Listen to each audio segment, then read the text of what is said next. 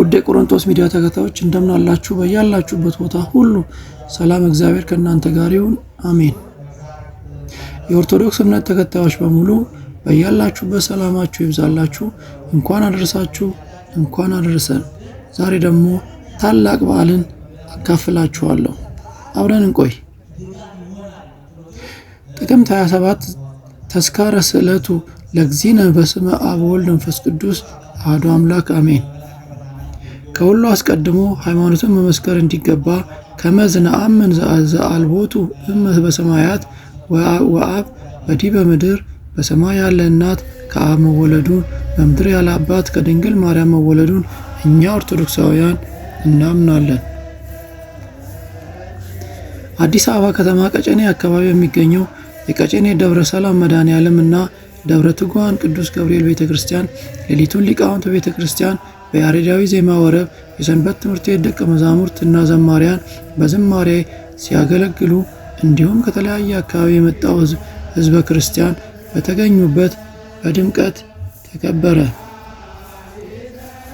ይህንንም አባቶቻችን ሊቃውንት ቤተክርስቲያን ቅድመ ዓለም ከእግዚአብሔር አብ ያለ እናት አካል ዘእመ አካል ባህሪ ዘእመ ባህሪ የተወለደ ተቀዳሚ ተከታይ የሌለው አካላዊ ቃል ድህረ ዓለም ከእመቤታችን ቅድስት ድንግል ማርያም ያለ አባት መለወጥ ሳያገኛት ዘር ምክንያት ሳይሆን ከስጋዋ ስጋ ከነፍሷ ነፍስ ነስቶ የተወለደ ወልደ እግዚአብሔር በመለኮቱ ወልደ ማርያም በትስብእቱ ብለው አምልተው እንዲያስተምሩ ከመ አሐዱ ውእቱ በአሐቲቱ ወውእቱ አምላክ ወስብአ ሀቡረ ትርጉሙም እርሱት በተዋህዶ ሰው የሆነ አምላክ ነው ማለት ነው። ሃይማኖተ አበው ዘጎርጎርዮስ 35:24 ላይ ይገኛል። ታዲያ ቀደምት ሊቃውንት ቤተክርስቲያን አባቶቻችን የጌታችን የመድኃኒታችን የኢየሱስ ክርስቶስ ጥንተ ስቅለቱ መጋቢት 27 መሆኑን በቀመር አስቀምጠው እንዲታሰብ አድርገዋል። ምክንያቱ ደግሞ መጋቢት ወር የአብይ ጾም ወቅት ትንሣኤ ከትንሣኤ በፊት ያለው አርብ ስለሆነ በዚህ ጊዜ መከራውን እንግልቱን ስለኛ ሲል የከፈለውን ዋጋ እስከሞት ድረስ የወደደን መሆኑን እያሰብን በሐዘን በልቅሶ በጾም በስግደት ሆነን የምናሳልፈው ጊዜ በመሆኑ እንዲታሰብ ብቻ አድርገዋል። ነገር ግን በጥቅምት 27 መከበሩ የተከፈለልን ዋጋ ከሞት ወደ ሕይወት ከኃጢአት ወደ ስርየት ያመጣ ከውርደትና ከዲያብሎስ እስራት ነፃ ያወጣን ስለሆነ ደስ ብሎን በዝማሬና በእልልታ በደመቀ ሁኔታ እንድናከብር አድርገዋል። ጌታችን መድኃኒታችን ኢየሱስ ክርስቶስ ዓለምን ፈጥሮ የሚገዛ አልፋና ኦሜጋ ሆኖ ሳለ ተይዞ በምድራዊ ገዢ ጲላጦስ ፊት ቆመ፣ ታሰረ፣ በጥፊ ተመታ፣ የእሾህ አክሊል በራሱ ላይ ተደፋ፣ መስቀል ተሸክሞ እስከ ቀራንዮ ተጓዘ፣ በዕፀ መስቀል ላይ ተሰቅሎ ነፍሱን አሳልፎ ስለኛ ፍቅር አሳልፎ ሰጠ፣ ሞተ፣ ተቀበረ። በሦስተኛውም ቀን በራሱ ኃይልና ስልጣን ተነስቶ አረገ፣ በአባቱ አብ ቀኝ ተቀመጠ። በምድረ በዳ መናን እያዘነበ የመገበ ውሃን ከጭንጫ እያፈለቀ ያጠጣቸው ክደው ሰቀሉት። ዘኍልቍ 21:9 ላይ ሙሴም የናሱን እባብ ሰርቶ በዓላማ ላይ ሰቀለ፣ እባብም የነደፋቸው ሰው ሁሉ የናሱን እባብ ባየ ጊዜ ዳነ ይለናል። ዮሐንስ 3:14 ላይ ሙሴም በምድረ በዳ እባብን እንደሰቀለ እንዲሁ ይህን ሁሉ ያደረገው በእርሱ ፈቃድ የተነገረው ትንቢት ይፈጸም ዘንድ እንጂ ተሸንፎ አይደለም። በጊዜው ፀሐይ ጨልማለች፣ ከዋክብት ረገፉ፣ ቀላያት ተሰነጠቁ፣ የቤተ መቅደስ መጋረጃዎች ተቀደዱ፣ 500 ሙታን ከመቃብር ተነስተዋል።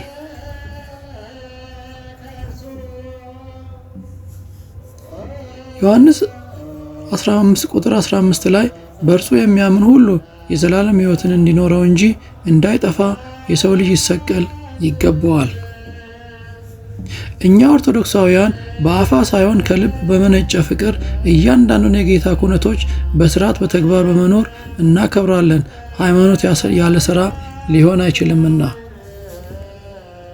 ኤፌሶን 5:2 ላይ ክርስቶስም ደግሞ እንደወደዳችሁ ለእግዚአብሔር የመዓዛ ሽታ የሚሆን መባን መስዋዕትን አድርጎ ስለ እናንተ ራሱን አሳልፎ እንደሰጠ በፍቅር ተመላለሱ ይለናል።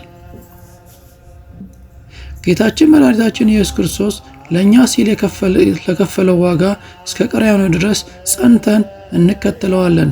ጥበቃው መግበው አይለየን፣ ለዘላለሙ ከኛ ጋር ጸንቶ ይኑር፣ ያመሰው ይበለን። አሜን።